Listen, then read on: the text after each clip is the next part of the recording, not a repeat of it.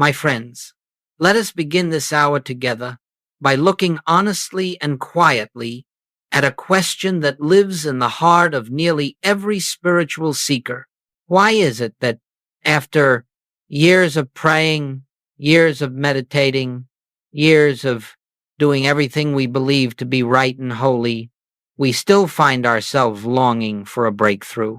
Why does it seem that the very thing we desire, most peace, guidance, healing, release, somehow remains just beyond our grasp? You see, if we are willing to pause for a moment and look deeply, we will discover that most of our spiritual life has been built upon a subtle assumption that is never spoken, yet governs almost every prayer we utter.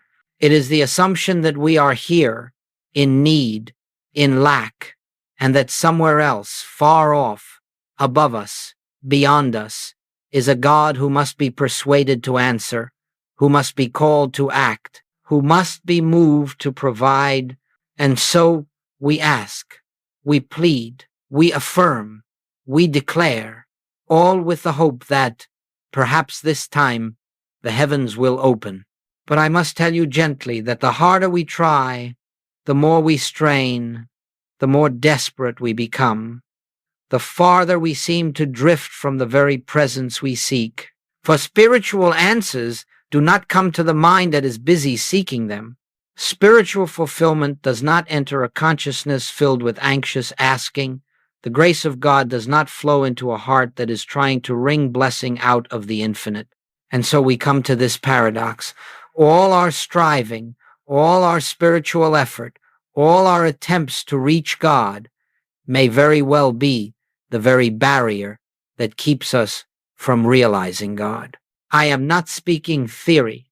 I am speaking from experience, from years of discovering that nothing is withheld from us except by our own belief that we must attain it. And so in this hour, I invite you to join me in a new approach, a gentler approach, the way of recognition, not the way of pleading with God, not the way of wrestling with problems, but the quiet acknowledgement that the presence we seek is already here, that the life we desire is already within us, that the answers we have been begging for have never once been absent. Let us journey together into the truth that spiritual breakthrough does not come when we convince God to enter our experience. Spiritual breakthrough comes when we become still enough to notice that God has never been missing from it.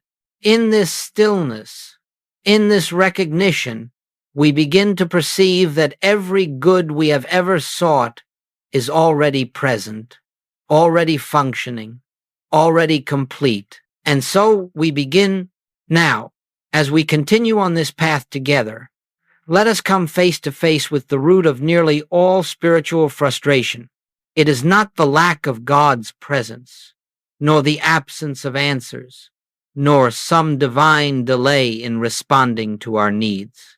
No, the great obstacle, the great veil, is far more subtle. It is the deeply ingrained belief that we exist apart from God, that somehow God is there and we are here, and that our prayer must bridge a vast and silent distance. This belief in separation is not something we consciously choose.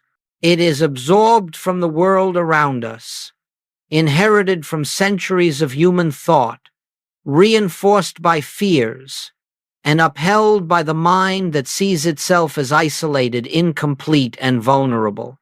And it is from this sense of separation that all pleading arises, all striving begins, all anxious seeking takes form. For if I believe myself to be separate, then of course I must reach outward for help. Of course I must beg. Of course I must struggle. The very act of asking becomes an admission. I lack. I am without. I must attain. But listen carefully. Every prayer that begins with separation ends in frustration. Every spiritual effort that assumes God is elsewhere becomes entangled in its own false premise. You cannot receive from a God you believe is far away. You cannot know peace if you begin by assuming the absence of peace. You cannot feel God's presence while holding the conviction that God must be summoned. In reality, in spiritual reality, there is no separation. There never has been. There is not a God somewhere out in the heavens answering from a distance. There is only the one presence, the one life, the one consciousness expressing itself as you, through you, and within you. Everything else is illusion born of fear and conditioned thought. The moment you accept the possibility, just the possibility, that you are not a separate being reaching toward God, but an expression of God's own being, the entire landscape of spiritual life changes. Prayer is no longer a cry upward, it becomes a recognition inward. Meditation is no longer an effort to reach something beyond yourself, it becomes an awakening to what is already here. Spiritual healing is no longer the attempt to bring wholeness into a broken situation. It becomes the unveiling of wholeness that was always present beneath the appearance. You see, separation is not a sin. It is a misunderstanding. And misunderstandings dissolve not through effort, but through illumination. When this realization dawns, even faintly, you begin to notice a quiet shift. The compulsion to ask softens. The fear that God is distant fades, and a gentle awareness begins to rise within. I am not alone. I am not abandoned. I am not separate. This recognition is the first crack in the shell of the old consciousness, the first opening through which truth can shine. From here, everything changes. Let us move a little deeper now and examine why all our earnest effort, all our pleading, forcing, and spiritual exertion so often leaves us feeling exhausted rather than uplifted, anxious rather than assured. It is not that effort is bad, nor that sincerity is unwelcome. No sincere search for God is ever wasted. But effort, as the human mind understands it, belongs to the realm of the personal, the limited, the finite, and spirit does not reveal itself to a consciousness vibrating with strain. You see, the human mind imagines that the more intensely it tries, the closer it must be to God. But the truth is precisely the opposite. The more we try, the more we affirm the belief that something is missing. The more we strain, the more we reinforce the idea that the divine is distant. The more emotional energy we pour into our asking, the more clearly we confess that we do not yet believe. This is why Joel would say God cannot enter a mind that is already full of its own thoughts. Not because God is unwilling, but because a mind crowded with effort, noise, and self-directed striving leaves no room for the gentle whisper of truth. Effort becomes a wall made of worry, expectation, fear, and personal will. Consider this. If you were in a dark room, shaking the flashlight, turning it wildly in every direction, insisting that the light must appear immediately, you would miss the very thing you are trying to see. It is only when the hand becomes steady, when the movement stops, when the mind grows quiet, that the light can shine without distortion. So it is with spiritual realization. Goldsmith often used the analogy of a radio. The music does not begin when the radio turns on. The music is already filling the atmosphere. The radio's only function is to tune itself so that it may receive what is already present. But what happens when we twist the dial with frantic impatience, jumping from one station to another, fearful that we might miss the right frequency? We miss the broadcast entirely. We create our own static, our own noise. In the same way, when we beg God for an answer, we drown out the very guidance that is trying to reach us. When we strain for healing, we close the door to the peace that heals. When we demand supply, we blind ourselves to the abundance already flowing toward us. Effort is noise. Recognition is silence. Effort seeks God. Recognition beholds God. Effort says, something must change.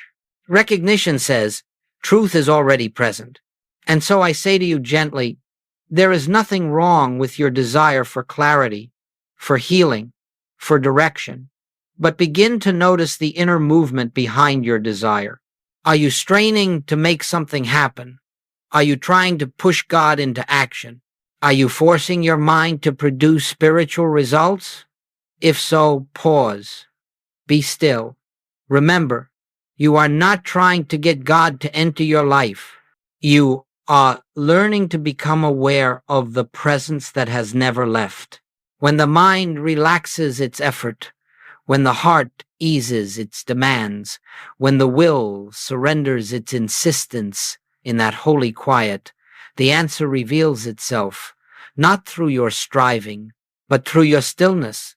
Now let us step into one of the most liberating truths ever revealed to the awakened heart, a truth so simple, so direct, and yet so revolutionary, that when it is understood, even faintly, the entire nature of spiritual life is transformed. I speak of what I call the principle of the divine already.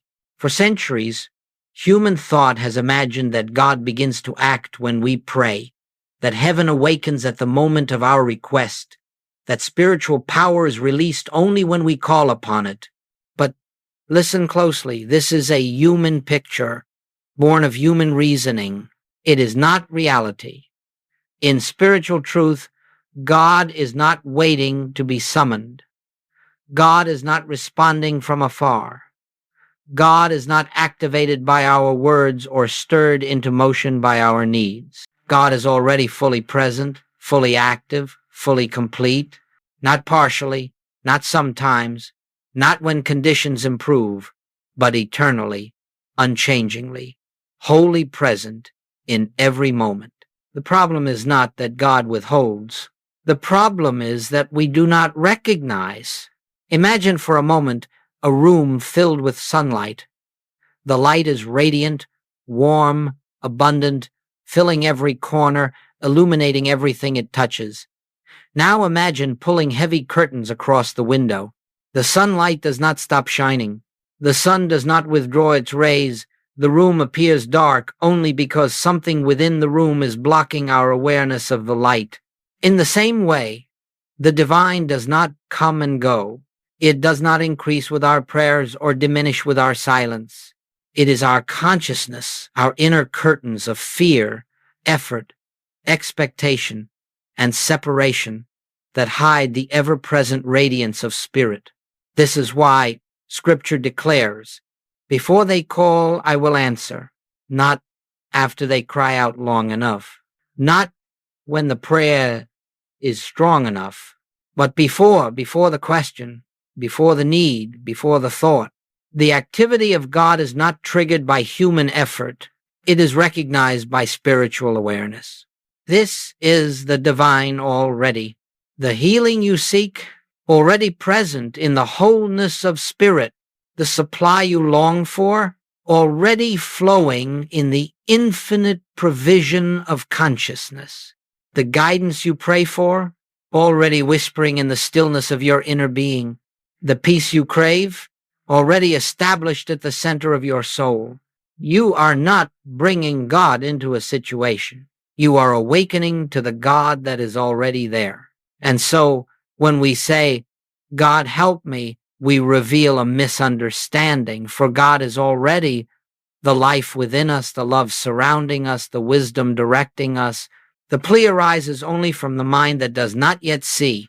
But the moment recognition dawns, even for a breath, even for a heartbeat, there is a shift, a subtle dissolving of fear, a quiet unburdening of the soul, a sense, gentle yet unmistakable. Ah, God is here. God has always been here. When that awareness blossoms, the problem begins to melt of its own accord, not through your manipulation, but because the light has been allowed to enter. This is the meaning of spiritual demonstration. Not making something happen, but perceiving what eternally is. Let us hold this truth tenderly. The divine already is not a theory. It is the very nature of reality, waiting only for your recognition.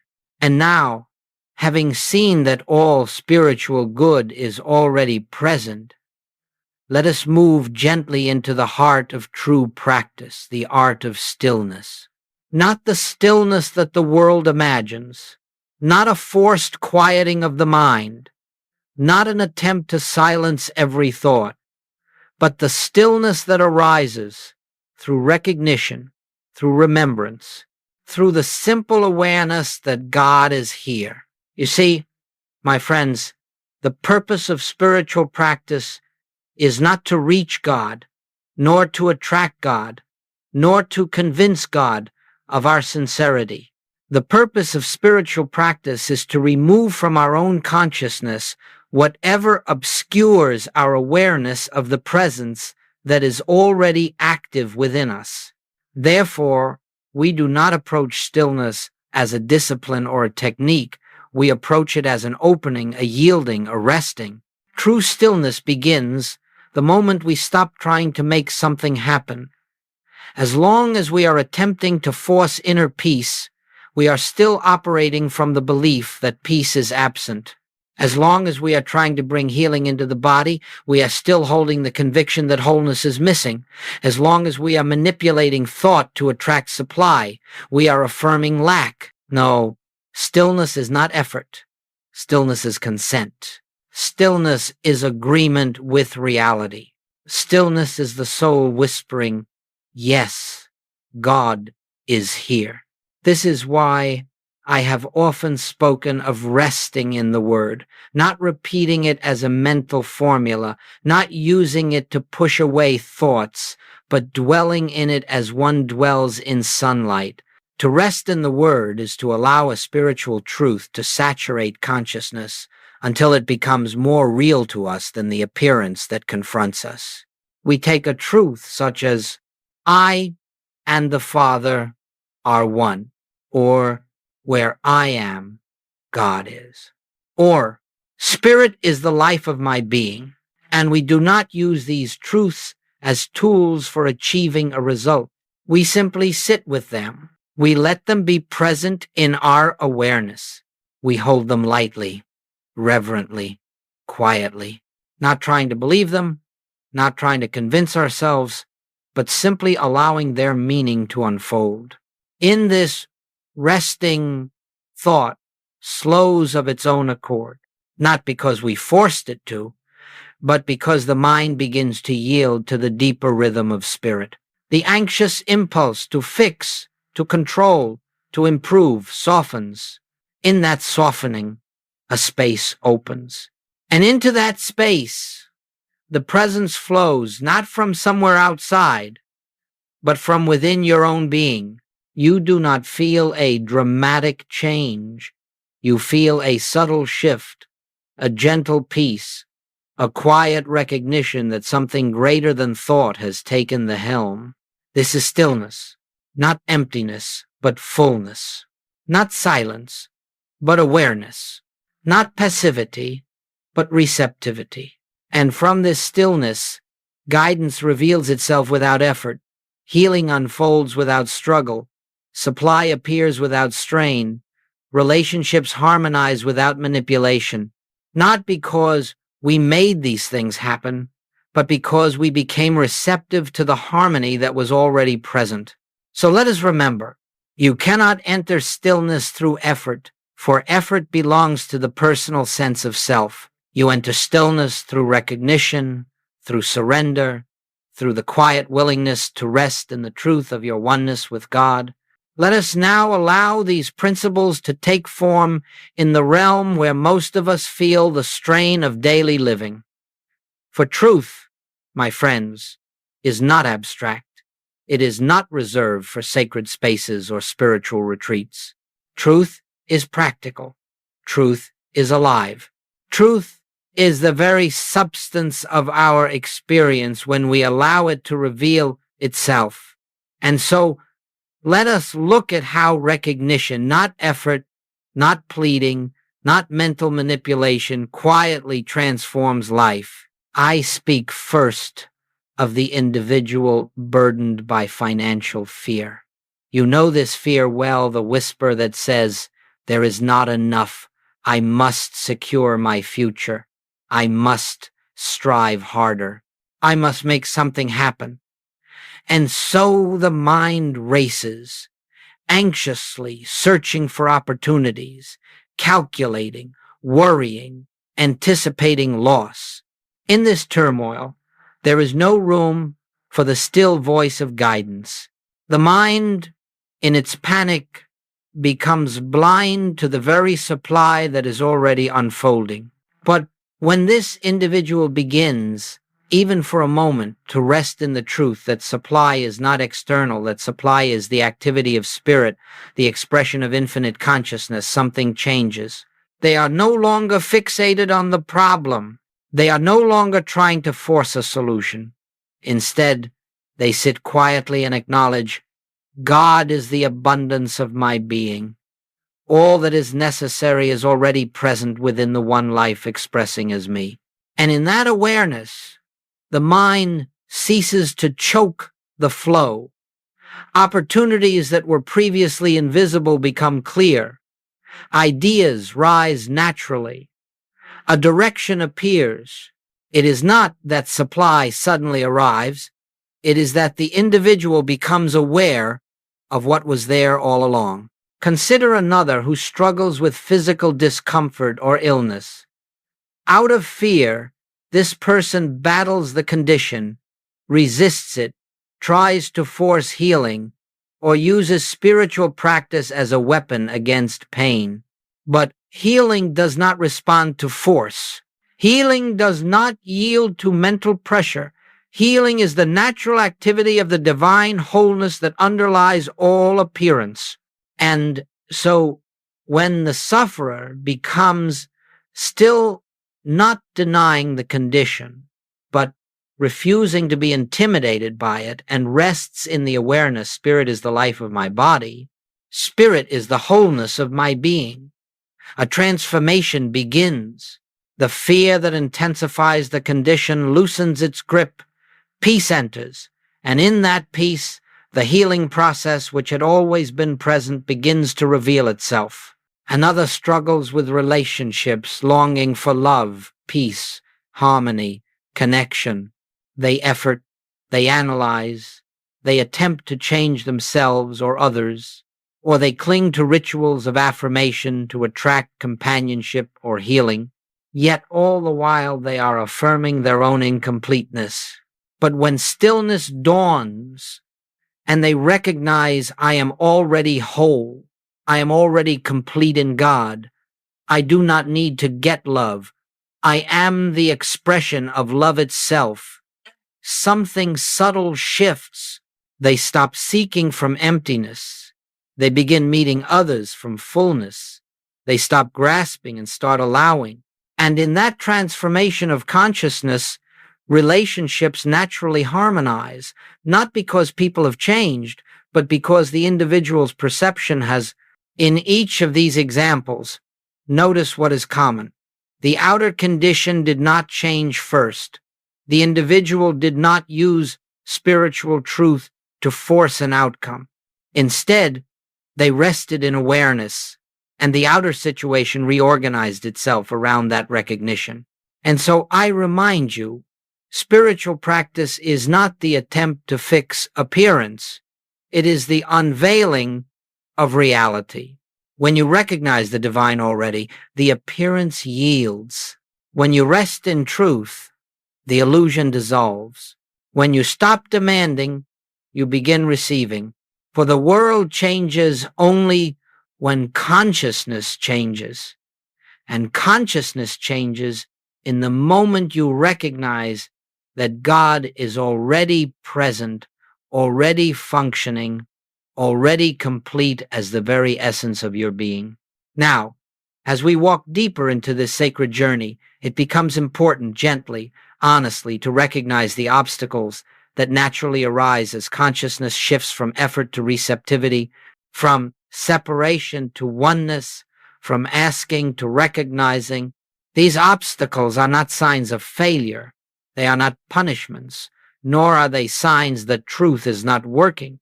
They are simply remnants of the old consciousness, the old conditioning, the old way of seeing, and when we understand them, they lose their power. The first obstacle is impatience. Once we taste a moment of inner peace, once we glimpse the principle of the divine, already the human mind immediately says, now let it happen. Let the healing come. Let the supply appear. Let the condition change. It wants proof. It wants speed. It wants results. But my friends, spiritual unfoldment is not measured by time. Consciousness does not bloom on command. When you feel impatient, it is simply the old self returning, the self that believes outcomes depend on your effort or your timeline. And so when impatience appears, let it be a signal. Return to stillness. Return to the recognition that God is already functioning and that nothing needs to hurry. Another obstacle is the mind's tendency to form mental pictures of how the answer must appear. You may say, I know God is my supply, but then the mind quietly insists, and supply will come through this job, this opportunity, this person. Or you may say, I trust in healing while imagining exactly how the healing must unfold. But spiritual supply is infinite. It cannot be confined to one channel. Spiritual healing is whole. It cannot be limited to a single method. When we cling to mental pictures, we close the door to the infinite ways God may express. Therefore, when you catch yourself insisting on specific outcomes, gently release them. Open the hand, open the heart. Say within yourself, this or something far greater, in the way that divine wisdom ordains. A third obstacle is the return of fear. Fear about the body, fear about money, fear about relationships, fear about the unknown. Fear often arises after we begin practicing truth, because truth brings to the surface all that must be dissolved. Do not be discouraged. Fear is not a personal enemy. It is an impersonal suggestion. It has no authority. When fear arises, do not fight it. Do not wrestle with it. Simply refuse to identify with it. Recognize, this is not my fear. This is only the old consciousness trying to reassert itself. Then rest again in truth. Fear cannot survive in the presence of recognition. Another obstacle is the subtle belief that we must work for spiritual progress, that if nothing seems to change, we must not be doing enough. This is the voice of the personal self, the self that believes it has the power to bring God into manifestation. But spiritual realization is not achieved, it is revealed. Your practice is not the cause of God's activity, it is the clearing of the fog so that you may perceive what has always been true. When you feel tempted to work harder spiritually, pause. Let that old habit fall away. Return to the simplicity of resting in the Word. There is also the challenge of comparison. You may hear stories of rapid demonstration in the lives of others and wonder, why not me? What am I lacking? But each consciousness is unique, and each unfolds at its own sacred rhythm. No two journeys are the same. You are not behind. You are not delayed. You are simply unfolding in the exact way your soul requires. Trust the pace of your own awakening. And finally, there is the obstacle of appearances worsening before they dissolve. This too is something deeply misunderstood.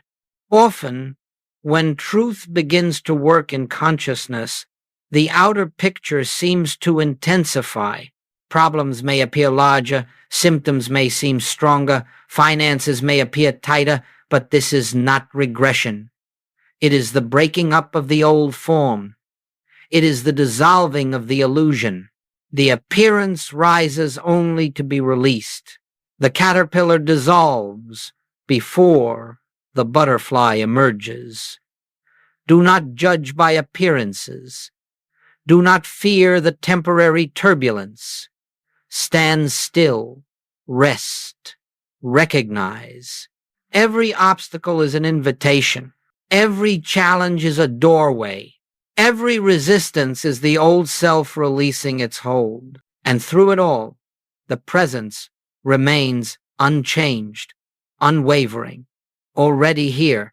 No matter what arises, your refuge is always the same.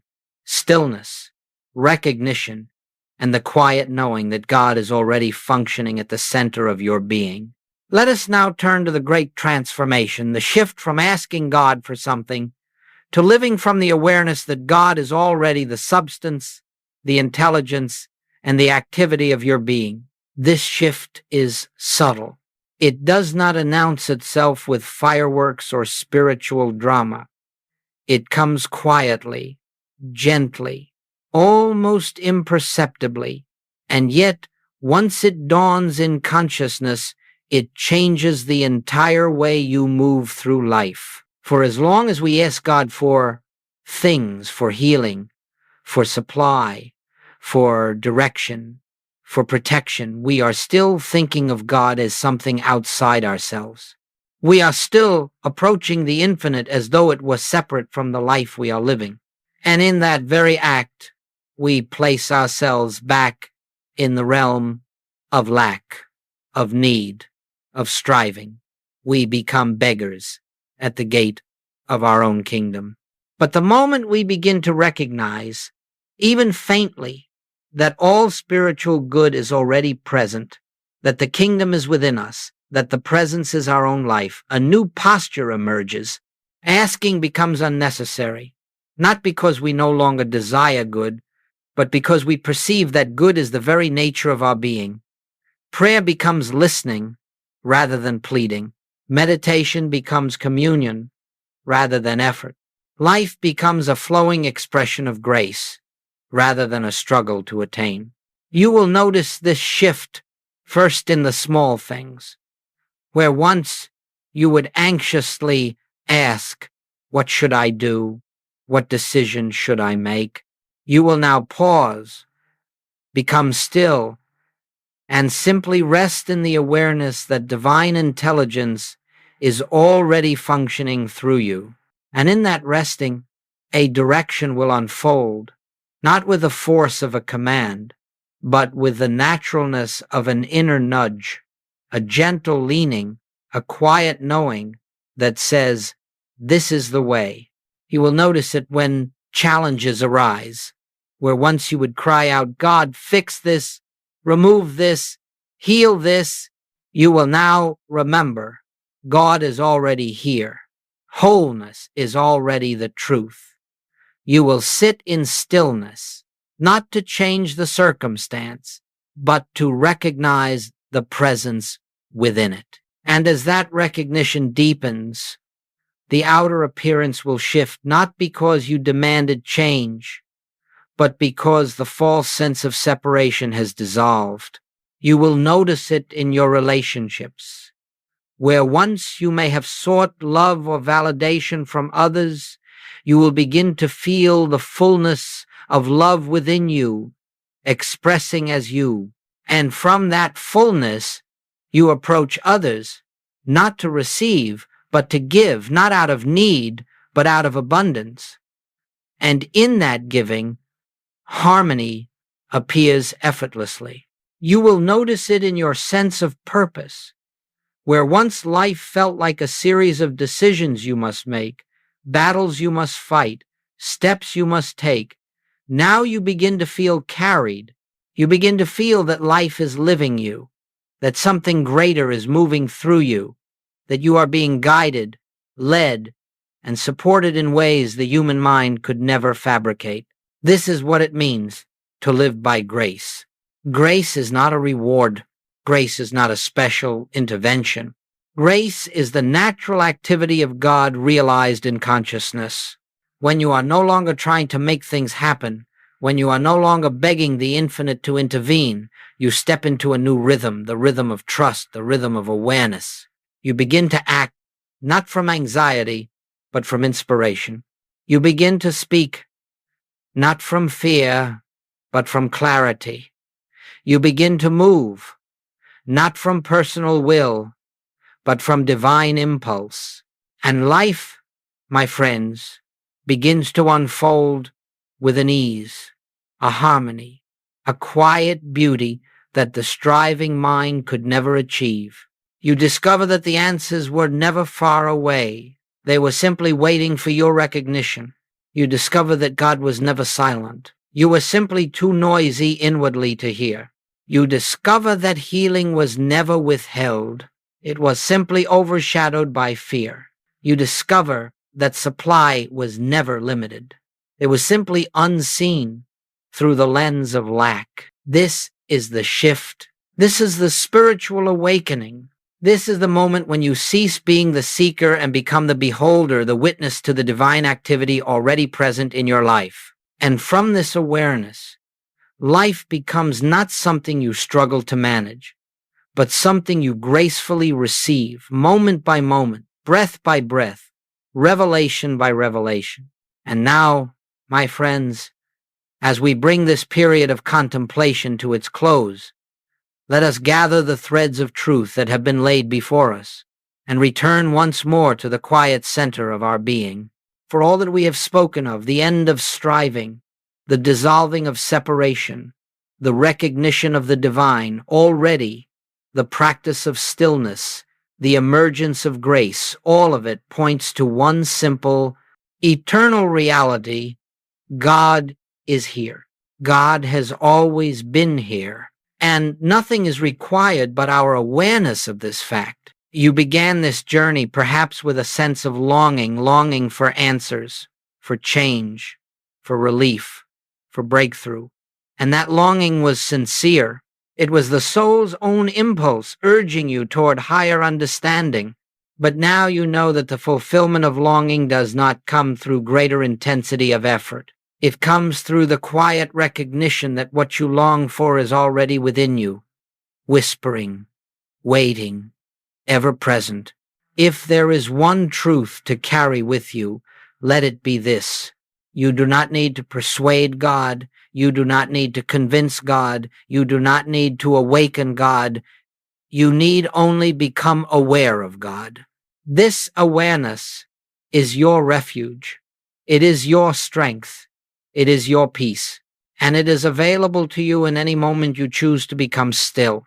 So as you step back into the world of tasks and responsibilities, do not leave behind this inner sanctuary. Do not imagine that spiritual awareness belongs only to the hours of meditation. No, it is meant to permeate your day, to color your interactions, to guide your decisions, to reveal itself in the ordinary moments where you least expect it. When fear arises, return to recognition. God is here. When impatience stirs, return to stillness. All is already complete. When confusion appears, return to trust. The wisdom of spirit is living me. When lack suggests itself, return to truth. The fullness of God expresses as my life. Each return strengthens the awareness. Each recognition deepens the realization. Each moment of stillness unveils more of the divine activity already functioning in you. And so, as we leave this time together, I extend to you not a promise of future blessing, but an invitation to notice the blessing that surrounds you now, to notice the presence that enfolds you, to notice the peace that is nearer than your breath, to notice the truth that has followed you all along. You and the Father are one. May you walk gently in this awareness. May you trust the unfolding of your path. May you rest in the assurance that nothing is missing from your life, because nothing is missing from God. And may the still, small voice within you become louder than every fear, every doubt, every appearance. For the stillness you seek has always been within you, awaiting only your recognition.